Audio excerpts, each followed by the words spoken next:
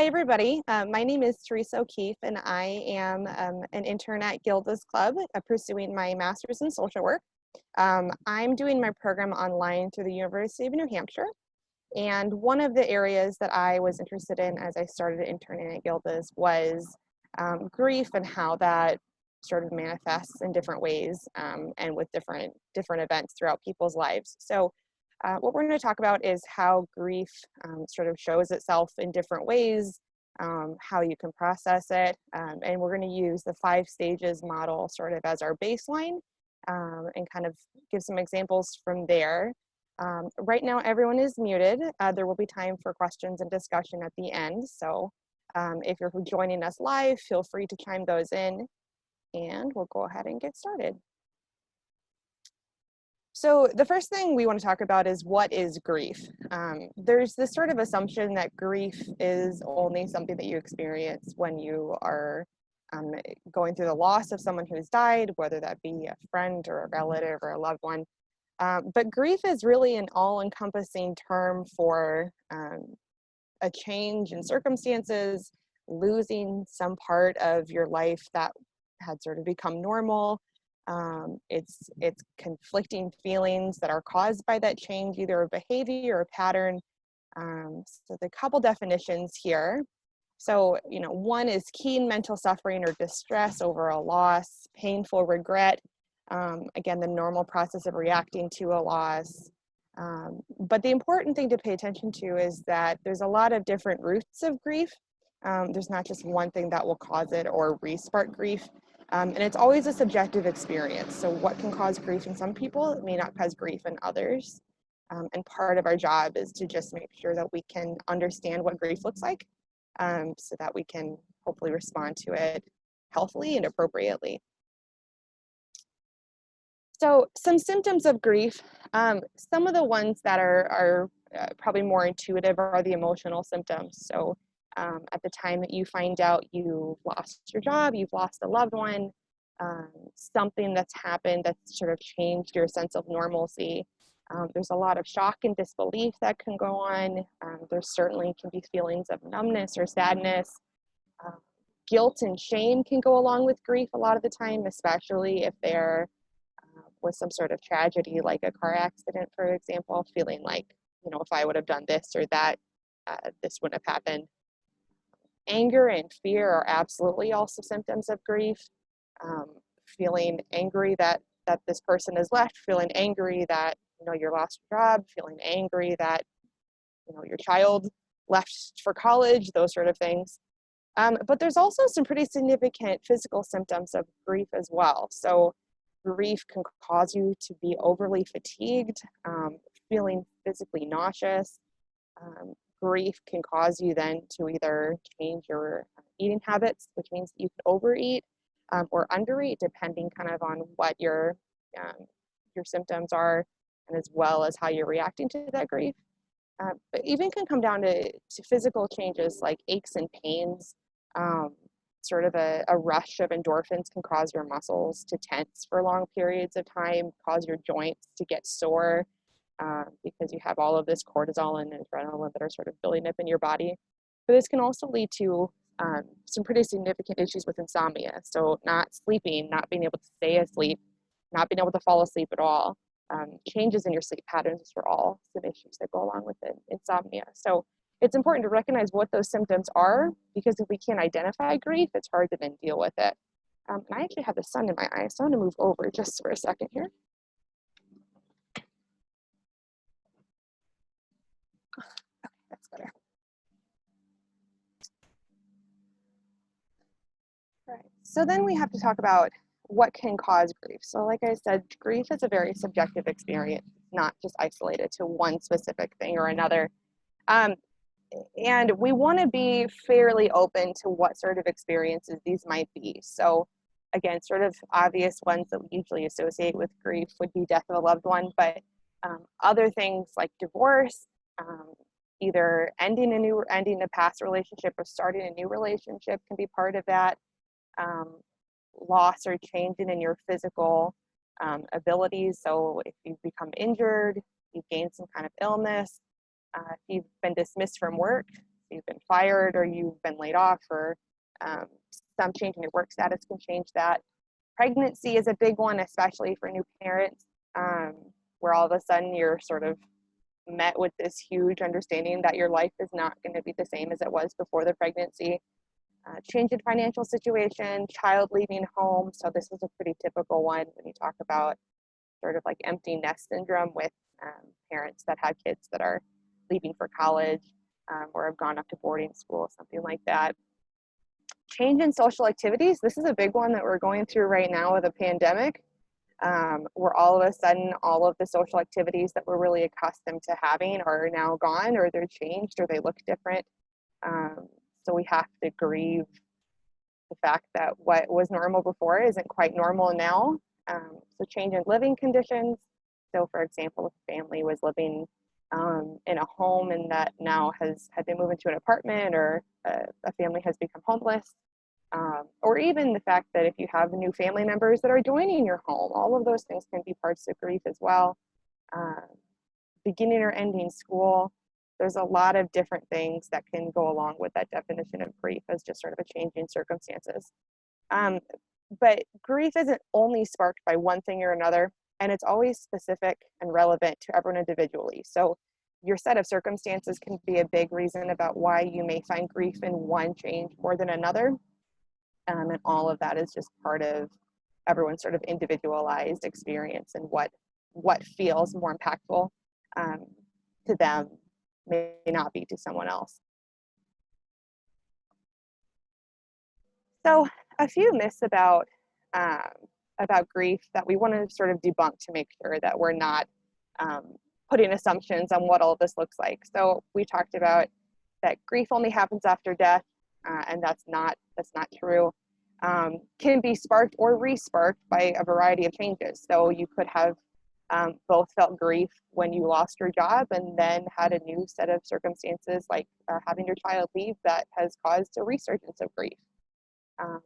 If anyone has done any sort of grief counseling or support groups, they'll probably be familiar with hearing that there's no one right or wrong way to grieve. Everyone grieves differently, and there are healthy and maladaptive ways to cope. So for example, overeating, undereating, numbing with drugs, alcohol, those sort of things are probably not the healthiest ways to cope. But we don't want to somehow label your coping strategy to either be right or wrong. It's whether it's contributing to your health and your wellness or not that we want to pay a little more attention to. Another one is that we don't want to make the assumption that you just have to sort of be strong and confront the grief and not really feel it. So if you feel sad, frightened, you feel like life is sort of falling apart, expressing those feelings, crying, breaking down, whatever, does not somehow make you weak. It doesn't mean that you're not grieving. It just means that we don't want to numb feelings because being strong is what you feel like you're supposed to do. A couple more. There's an assumption that intense grief reflects how much that loss means, and that's not true either. I liked the idea, I like the quote rather, that says that grief isn't a contest and no one wins. So somehow comparing your grief to someone else's, especially if, again, you're in sort of a family situation, doesn't mean anything about the relationship. It just means that everybody's different. Another important one, I think, two more important ones. Grieving has a maximum and minimum time frame. Grief is sort of a lifelong process of readjusting to changes, and there's no specific time frame that works for everybody, and it's individual for everybody, as well as the time heals all wounds idea is also kind of a myth that goes along with grief. It's pretty commonly understood that grief adjusts with time, but that doesn't mean it always just goes away. It's more important to think about what are we doing in grief or not doing in grief that influences sort of what the long and short-term effects are. So sort of sitting in denial for the whole sort of duration of your grief may not make it go away. It's all the work that gets done that can help those wounds heal. So there's a pretty famous framework that talks about grief, which is what we're going to kind of go along with here. But essentially, this poses that there's 5 stages that everyone goes through, or could go through, as it relates to grief. So, and those are listed on the left there. So those are denial, anger, bargaining, depression, acceptance. Um, so it's a framework that we use to sort of understand what grief looks like, and we'll talk a little bit more about that in a few minutes. But there's also been some new sort of resurgence going around by one of the sort of leading grief experts as of now, that there is or should be a 6th stage of that wheel, and that's the finding meaning part. So that's the part we'll kind of explore on its own, as well as these. So the grief framework, the 5 stages framework, was originally established by Elizabeth Kubler-Ross in 1965. And these stages have sort of been broadly used to describe anyone dealing with grief or loss. So I've heard these described as the 5 stages of dying, the 5 stages of loss, the 5 stages of grief. But it's really just a way to sort of understand and give some language to what is sort of the process of readjusting to these circumstances. So the stages aren't intended to be a rule book. It's not to say that everyone goes through all of the stages. They go through the stages in the same order, that you can't have the stages sort of get reoccurred. It's not like the only way that anyone can experience grief. And everyone's experiences with these stages are individual and are relevant to what their life experiences have been like. The more important part of the stages is that it's a way to understand and normalize grief. So it's giving us some language to talk about grief with sort of a framework or a scaffolding that helps us make sense of sort of what we're feeling throughout the process of grieving. I like this graphic because when you think about the 5 stages, again, a lot of people feel like, I go from denial to anger to bargaining, depression to acceptance, and that's just it. But in reality, that's just not quite how it works. Grief actually works in this sort of twisted, jumbled mess of going from one thing to the other and then bouncing back and forth and kind of having this whole big chaotic challenge of readjusting and grieving. So the stages are there to just help sort of identify where are you at in that jumbled mess, not to make it feel like there's a finite beginning and end and that's just sort of it. So we want to just keep that in mind kind of as you go forward. So what I want to do is just go through each one of the stages and kind of talk about how it pertains to what a different change of grief might be. So if we go to stage 1, denial. Denial is the part that helps your body sort of deal with this huge shock that you've just experienced. It helps numb the pain so you can start absorbing the information of that loss more gradually. So in the situation of a breakup or a divorce, denial could sound like someone saying like, oh, my boss is upset. They'll call back tomorrow, they need me, or I've said that it's job loss, excuse me. And a breakup or divorce, saying that this will be over tomorrow. If someone's died, saying, nope, she's not gone, she'll come through the door soon. For a cancer diagnosis, it could be something to the effect of the results are wrong and nope, this can't be happening and this isn't true. But denial is really that sort of initial hit that comes with learning about whatever that trigger is when it comes to what's sparking grief. So anger is the second one on this list anyway. So again, in a situation of a breakup or divorce, this could come with feeling like you hate the person who you're in a relationship with and that, you want to seek revenge on them or something to that effect. In terms of a job loss, anger could show itself like they're terrible bosses and you hope the company fails and they were better with you and that sort of thing. There can also be an awful lot of anger that comes with grieving a death or a cancer diagnosis as well. So looking at the person who died and saying like, well, why didn't you care for yourself more? Why didn't you change your behavior? Why didn't you stop smoking? Why didn't you lose weight? Why didn't you, do these sort of things? And feeling anger towards that person for the fact that they may have died. For cancer diagnosis, it could be anger and um, sort of the spirits in the world, or anger at your religion, and talking, maybe to God and saying, why did God let this happen to me? Um, but it's just a way to adjust to your new set of circumstances when you're in this sort of extreme emotional discomfort.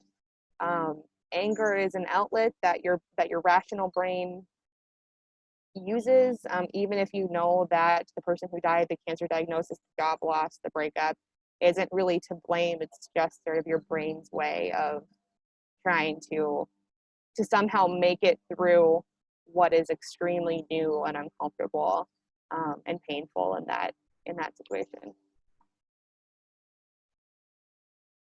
The bargaining stage is where you start asking yourself those questions, or asking other people those questions about like, if if if I only did this, or what if I did this, maybe things would have been different. So this usually happens because people feel desperate, and want to do whatever is possible to relieve the pain of their loss. So it's an attempt to regain control. It's a way for you to feel like any shred of control I can get, any way I could change this, I'm going to do that because that helps alleviate some of the pain that I'm feeling. So in the concept for breakup or divorce, that could be a spouse saying to another spouse, but like, what if we go to counseling? Could we stay married then? Putting up some options to try and keep that marriage intact. Same thing with a job loss. If the person that's grieving could go back to their bosses and say, but if I apologize, could I have my job back? And trying to bargain with what are their options to gain some control. When it comes to death, that could be anything, but if I only had called her that night, she wouldn't have been gone. Or if I had only told her to go to the doctor earlier, she wouldn't be gone. For the cancer diagnosis, the person who has the diagnosis could be asking themselves those same questions about, well, what if I did this sooner? What if I talked to this person before? What if I didn't, do this or that? Or, with a cancer diagnosis, it could be something along the lines of, well, what if I take this drug? Could it keep this from happening? That sort of thing. So we're trying to find ways to keep ourselves a little bit more in control of the circumstances. Depression is one of those stages that it can feel very sort of introspective and heavy. This is sort of referred to as one of the quieter stages of grief, quote, quieter. And this is where some more reflection and acknowledgement happens. So you've sort of moved past the anger, you've moved past the bargaining, you've moved past some of the initial shock. You're not maybe looking around and wondering what could have happened differently, sort of thing. But this is the part of the 5 stages where it just feels really, really heavy. So with a breakup or divorce, it could feel like someone saying or feeling like they'll never love again. Someone loses their job, it could come down to feeling like, well, I don't know if I could go anywhere from here. My job was my whole life, and now my job is gone, and I don't know what to do now. When it comes down to a death, it could say, I can't live without them, and you just feel like there's no way you can sort of continue without having that person in your life, and it's just causing sort of a huge emotional weight. With a cancer diagnosis, it also could be someone saying that they feel like their whole life has just sort of come to a terrible end, and there's nothing left, and there's no joy to be found, and not really knowing how or if they even should continue. Oftentimes in depression stage, you may feel a lot of isolation, feeling really foggy, just not feeling like you have a lot of mobility to move on from that stage. The acceptance part has kind of a catch-22. Oftentimes acceptance feels wrong to a lot of people who are going through grief.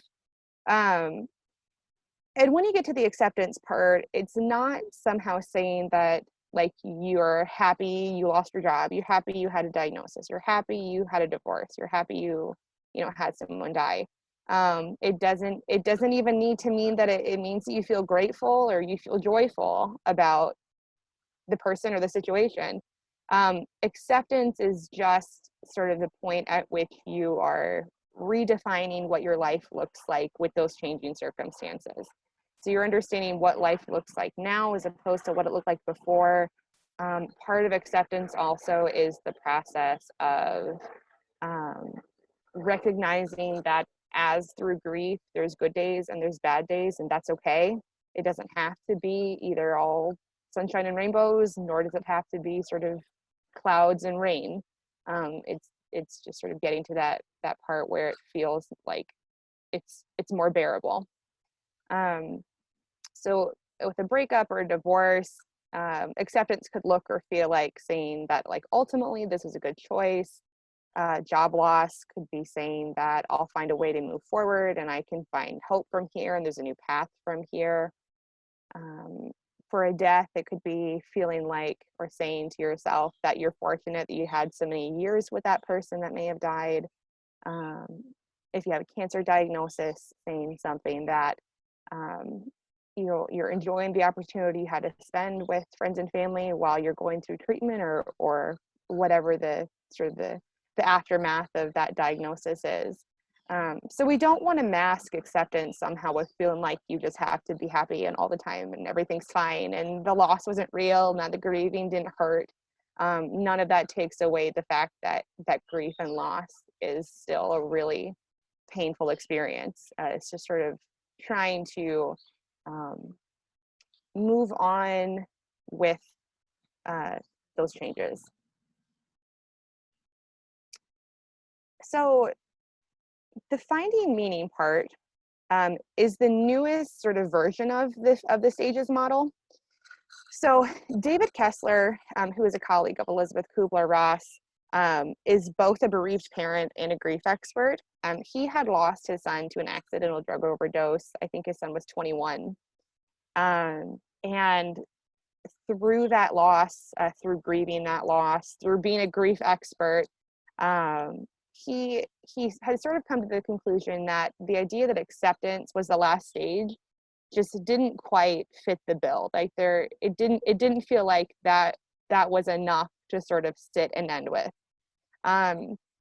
So he's developed this additional stage, which essentially ponders or hypothesizes that we have to find meaning after we've gone through sort of the rest of these stages or after these stages have been explored. And that meaning comes with what we do after the loss, but not in the loss or the death or the diagnosis itself. So for example, he points out like it's unrealistic and unkind and to try and find meaning in a loved one that got murdered, for example, right? Like how do you find meaning in someone being murdered? But he tries to constantly reinforce the idea that the meaning isn't in the death and it's not in the loss, it's what we do afterwards.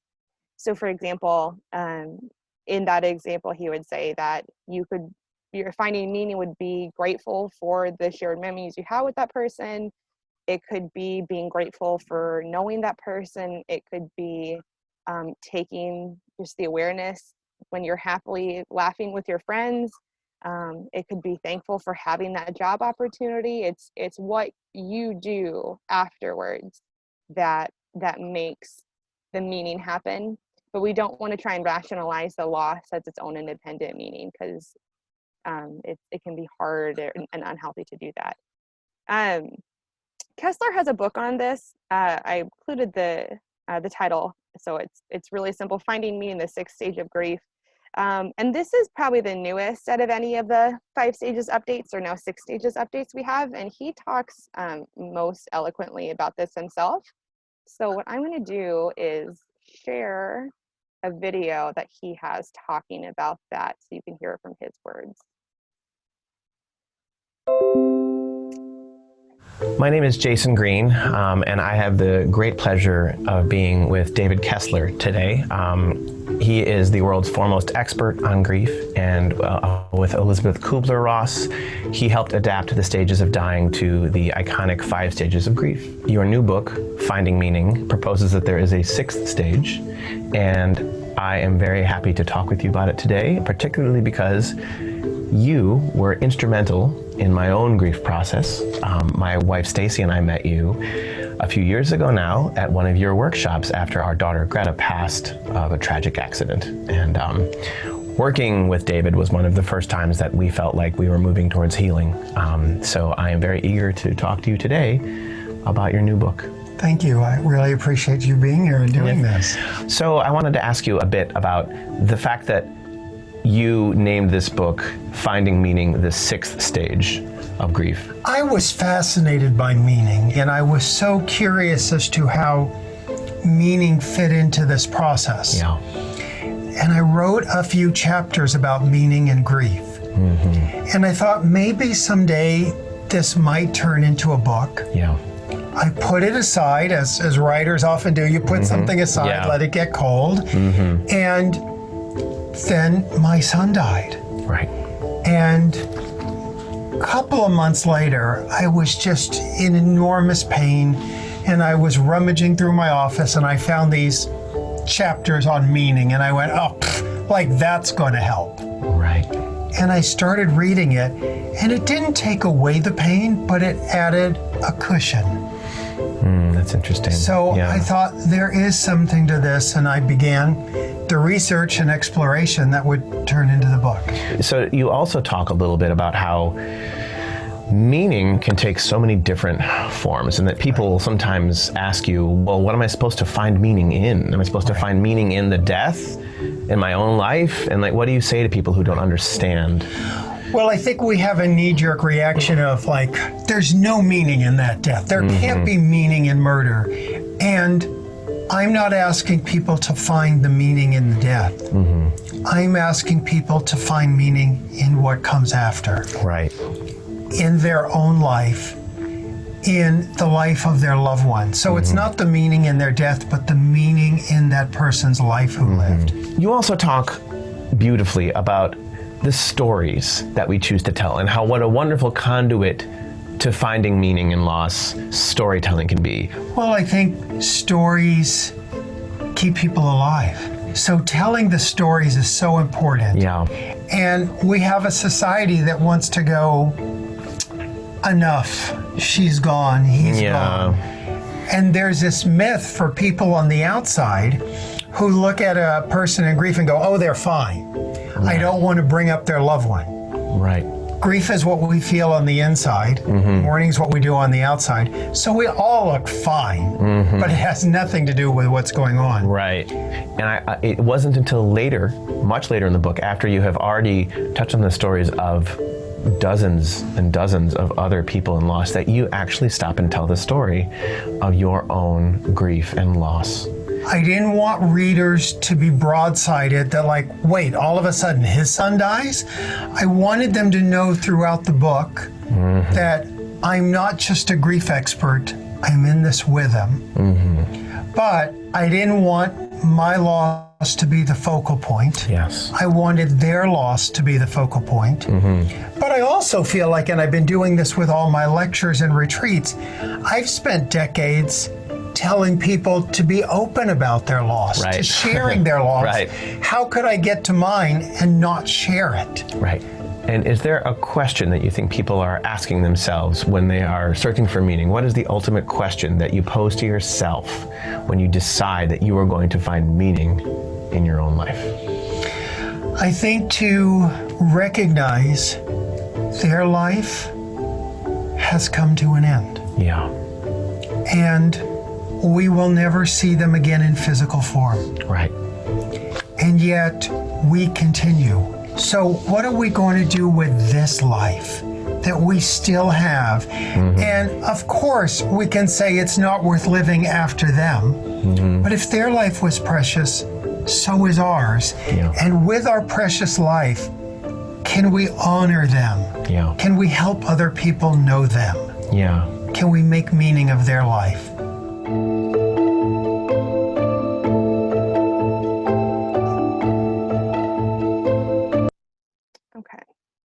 click back to this one here.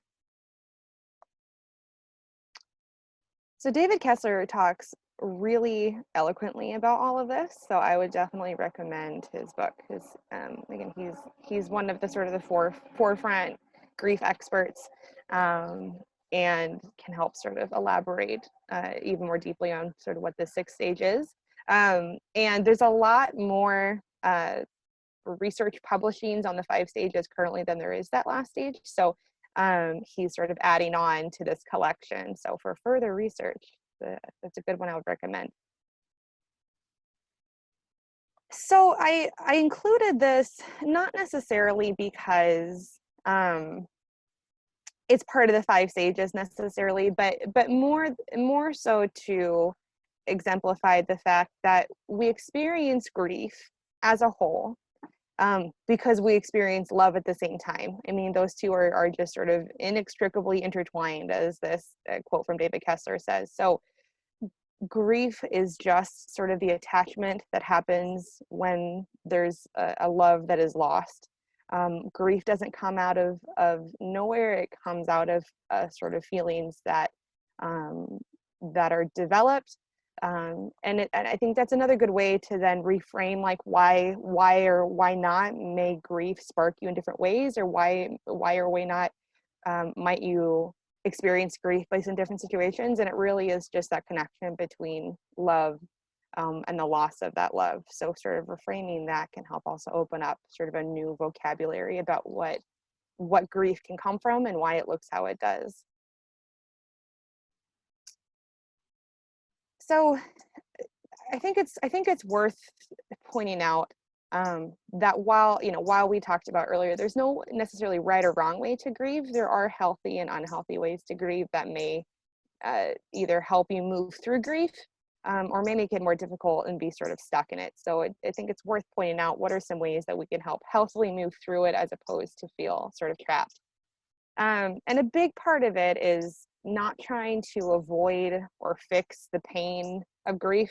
It's nothing that we can sort of like check off a box and say like, okay, I felt this way and now I'm going to be done with it. It just isn't that simple as that sort of squiggly graphic earlier had denoted. So with that being said, part of that becomes recognizing when are you trying to fix it, when are you trying to run away from it, and kind of making some decisions based on that awareness. Allow yourself to recognize that there's no time limit for grieving. There's no one right way to do it, and to give yourself space and time with loved ones that are allowing you to feel that grief as well. It can be really challenging to move through grief in a healthy way if you're surrounded by people that are sort of constantly saying like, it's over, don't worry about it, as David Kessler had pointed out in the video. So try and make sure that when especially you're opening up to people about your grief, it's with people that are able to accept that and sort of hold that with space and hold that tenderly, and hold that with honor, as opposed to feel like, no, just don't talk too much about it. Acknowledge that grief can be triggered by a lot of different and unexpected emotions. So grief could be triggered by walking down the street and smelling something that reminds you of your loved one, or walking down the street and seeing a sign that reminded you of a relationship. It could be looking outside and remembering where you sat to work on your papers for work. I mean, those sort of things. And all of those are very normal reactions, and those are important to recognize as being triggers, and to just make that be okay. You don't want to sort of protect yourself so much that you can't feel those triggers when they do happen. But also things like try and take care of yourself physically as much as possible, so that you're physically and mentally in a state that you're as able to deal with that grief as much as you can. So that could be anything from taking a walk to try and eat a healthy meal to try and do some meditation or breathing, just whatever you can to make your body and your mind as capable as it can to endure what can be a pretty what can feel like a pretty relentless process. So you want to give yourselves as many tools as you can. And again, this is just kind of a nice overview. And this just, and you can read it as well, but grief isn't a disorder. It's not a sign of weakness.